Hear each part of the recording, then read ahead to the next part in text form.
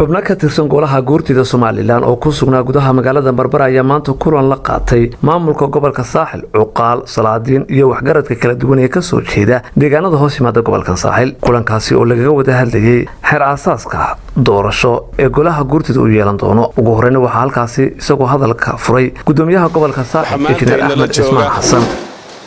xubnaha golaha guurtida oo inoo wada barnaamij wada tashi oo lagaga tashanayo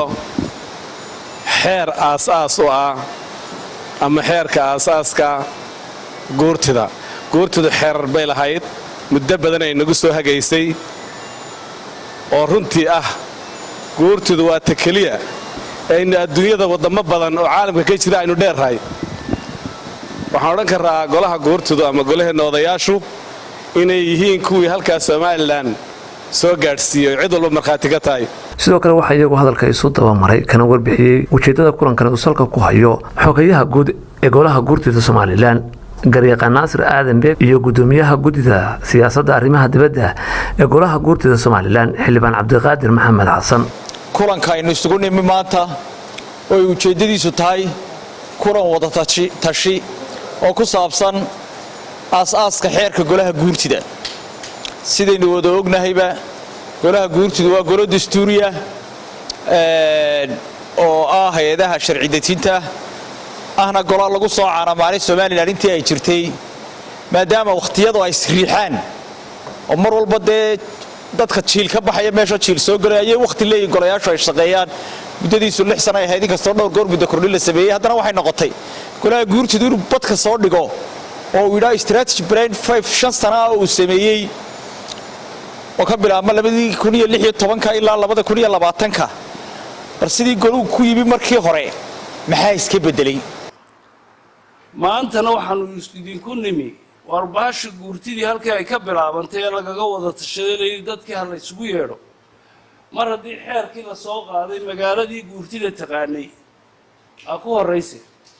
waa ka wada tashi goluhu dastuurku ku qoran yahay shuruucdiisa qaabka lagu soo dooranayo waxa soo dhan waa wax constitutionka lagu aasiyay gabagabadii waxa iyagu halkaasi hadallo ku saabsan afkaarta ay ka qabaan xeer doorashaadka golaha guurtida ka soo jeediyay xubno ka tirsan cuqaasha iyo salaadiinta ku sugan gobolka Saaxil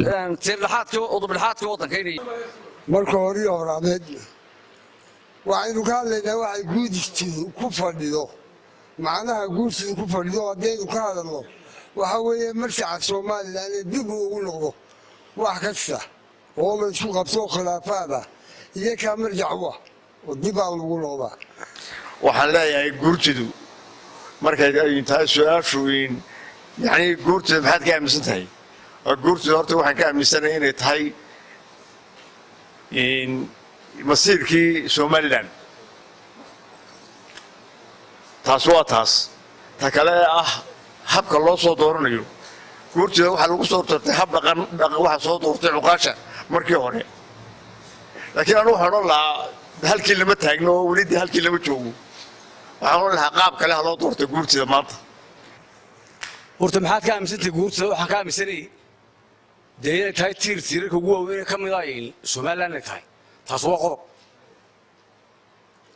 fikradahan hadaba sidee loo soo dooranayaa imika wax laga bedelo waxa weeyaan meeshii waxa loo soo dooranay iyadoo tiira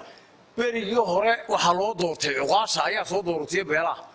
وعبد الرشيد مبارك عبدي عبد الرشيد سول Somali Cable TV Berbera